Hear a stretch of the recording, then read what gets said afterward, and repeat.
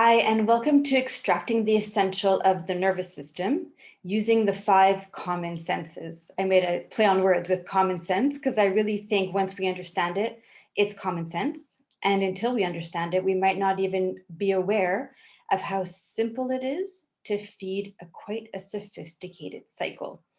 So, just to break it down, extracting the essential of the nervous system is to understand that the nervous system has its main function is survival.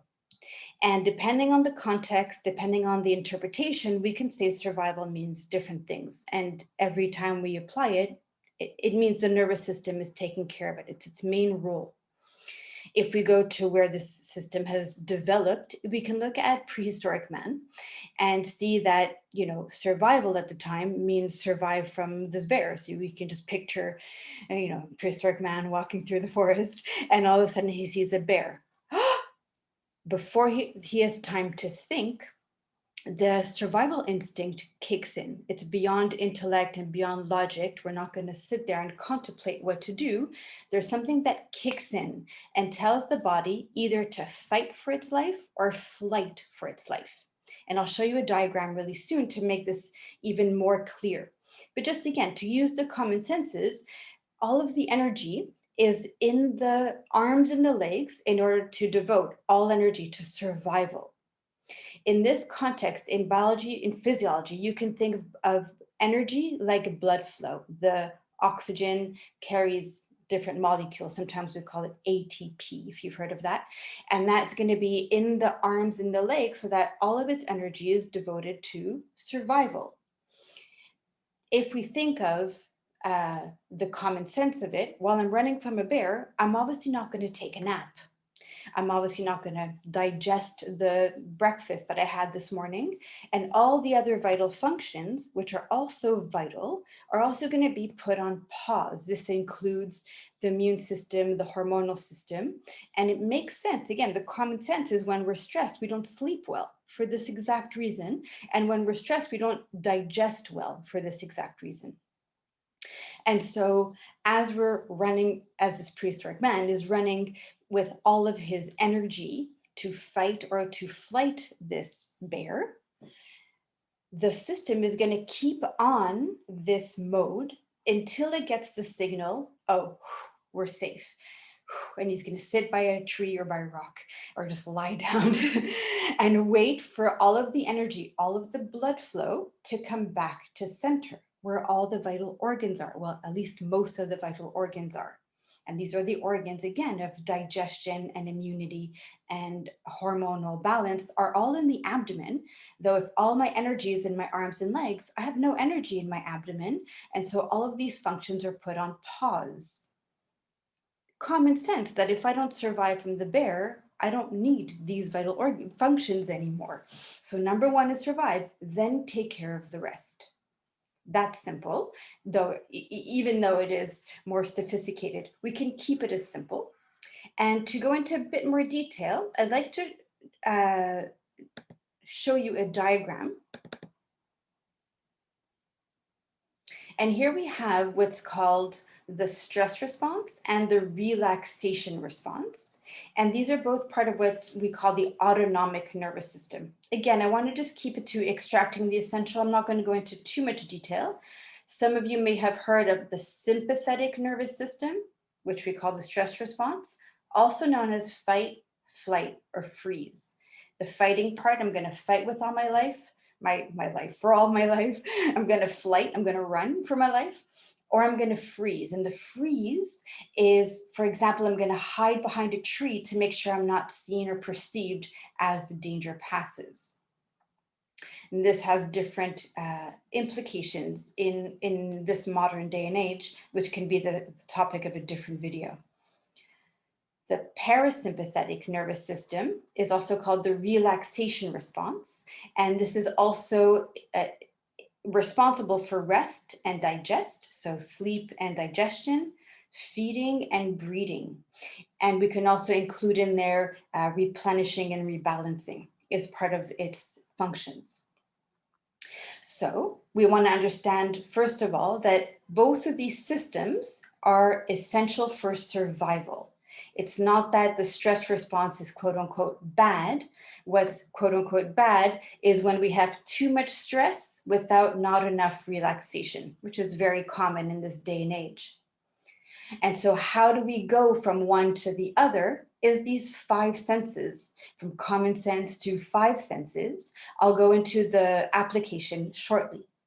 What I want to just highlight here is how these simple techniques that we're going to be practicing in a few moments feeds a very sophisticated cycle. So not to be misled that these five senses that we're going to be putting to practice shortly, even though it's relatively simple, it feeds a very sophisticated cycle, such that the heart rate and the blood pressure, for example, are affected and will affect the breath, which is the most vital of our functions. Breathing is number one for survival, the rest comes after.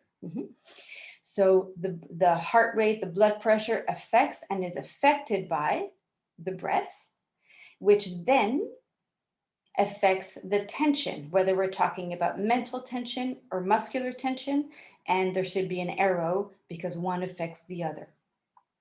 The tension then will have a direct impact on heart rate and blood pressure and vice versa. And then we're either going to feed a vicious cycle or what we call a virtuous cycle. And here I've put the arrows to color code whether increasing stress continuously or deepening replenishment continuously. Simple. In my other videos, I highlight the importance of the breath in many different ways. The breath is the number one for survival. To go back into the context then, and I'll drop the screen share, to go back into context with this, the importance of the five senses. Where does it all fit in? How does the nervous system know that there's no more bear, no more danger, for example, or nothing threatening our well-being, which could be applied to modern day, nothing that's threatening our well-being. So we can think of, well, I don't see the bear anymore. If I'm prehistoric man, I don't see the bear anymore. It's nowhere in sight. Oh, phew. Okay, one of the senses, check. Sight, and I'll list them. Sound, smell, taste, touch. So we went through sight. I don't see the bear. Second is, I don't smell it. Animals have a very strong odor instinct. And so I'm going to use the smell. I don't smell the bear. In modern day, I can smell the food to see if it's past its date or not. Same thing with taste. So I don't taste the bear. And if I'm tasting food that's past its date, the sense of taste will give me a little warning there. Continuing with the senses, I don't touch the bear. It's not against my body and I don't have to wrestle it away. And I don't hear it anywhere. I'm very silent, and so is the forest. So the five senses give me a check, and that tells the nervous system, oh, we don't need to be in survival instinct anymore. I don't need to be in stress response or fight or flight for my life. I can now take the blood flow that was devoted to instant survival and allow the blood flow to go from the extremities, the arms and the legs, which are responsible for fighting or flighting. And now I can go back into rebalancing and replenishing the other vital functions of sleep and digestion and hormonal balance and immune state and so on. Everything that allows us to feel healthy and resilient. So that being said, let's just put that to practice right now. If I invite you to take a seat, or if you prefer to stand, that's okay. And I'll invite you to keep your eyes open. And with your eyes open, just look around the room. And again, very simply, confirm that you're indoors. If you're indoors, you see four walls around you and a ceiling. And then that tells the system, oh, we're indoors. And we go into another layer. Is there anything life-threatening around me? I'm safe. Check. Safe.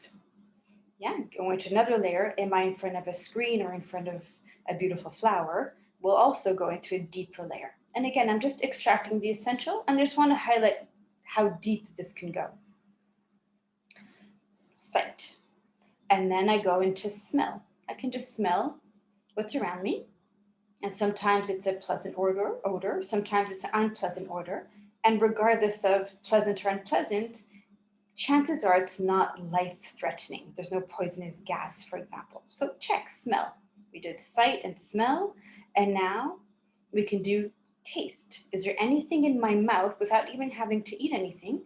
Is there anything in my mouth that tells me this might be nauseating or not comfortable for my system? In which case I would address it, and I'm hoping and guessing that everything is okay in your mouth. So we did sight, sound, taste, and now touch. Just become aware of what's touching your body right now. The surface your body is relaxing on, whether it's a chair or the floor, the textures that are touching your body. I imagine the clothes that you wear are comfortable. There's nothing prickly or uncomfortable in that sense. And so just confirm that the sense of touch is informing the nervous system to go into relaxation response.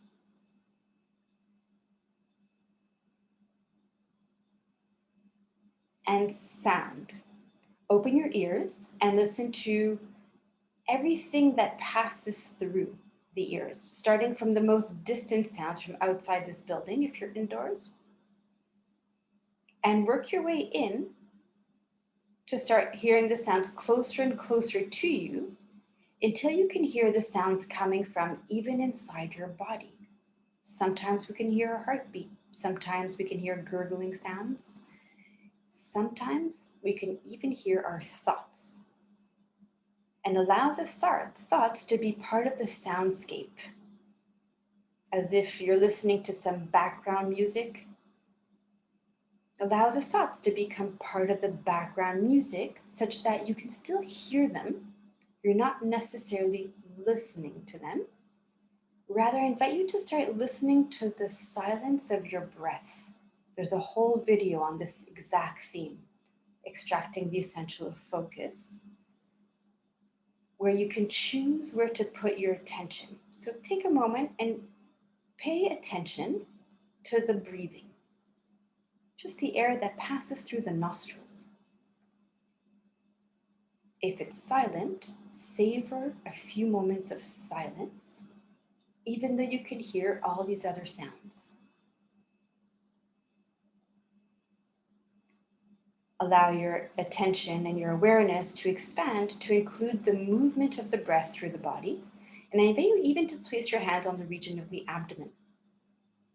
Abdominal breathing is amongst the most comfortable breathing for the body, and one of the most direct ways to wake up the parasympathetic, the relaxation response. And it's possible other regions are moving as well. Allow them, just include the abdomen. So we're listening to the silence of the breath. We're touching or feeling the movement of the breath as it touches the inside of the nose and the inner lining of the body. Or even the texture of your skin as it moves with your clothes on the inhale and the exhale.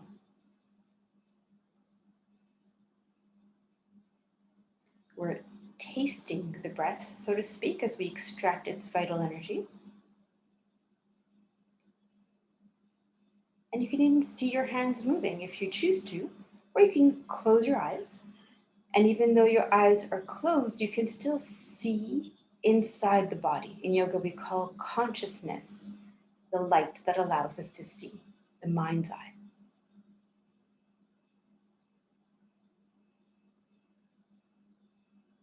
And in just a few breaths, we've signaled the relaxation response to replenish, to rebalance, and to allow the body to be resilient.